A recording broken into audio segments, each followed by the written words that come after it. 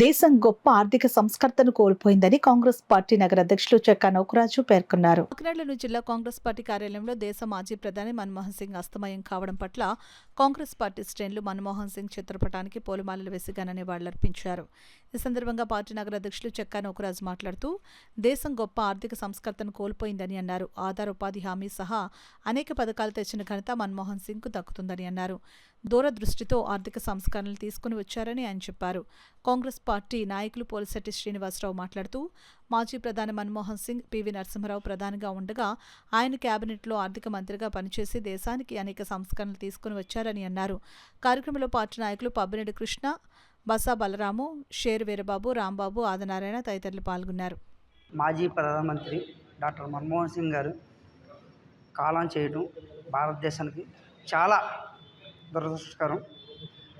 ఆయన 1991 నుంచి 96 వరకు కూడా ఆర్థిక మినిస్టర్గా చేశారు. ఆర్థిక శాఖ సెంట్రల్ మినిస్టర్ చేశారు. అది కూడా పివి నరసింహారావు గారి హయాంలో. పివి నరసింహారావు గారు కూడా ఆర్థిక మినిస్టర్ చేశారు ఇందిరాగాంధీ హయాంలో. ఇద్దరు మహానుభావులే, ఇద్దరు ప్రధానమంత్రులు చేసిన వాళ్ళే. వాళ్ళు చేసిన కాలంలో భారతదేశం చాలా ముందడుగేసింది. ఆయన ఆత్మ శాంతి చేకూరాలని మనస్ఫూర్తిగా దేవుని ప్రార్థన. కాకినాడ కళా వెంకట్రావు గారి భవన్ నుంచి ఈరోజు మేము ఆయనకి సంతాపం తెలియజేసుకుంటున్నాం. ముఖ్యంగా ఆయన ఇంకోటి ఏంటంటే Indian institute of science education and research అనే విభాగాన్ని తీసుకొచ్చింది కూడా డాక్టర్ మన్మోహన్ సింగ్ గారు.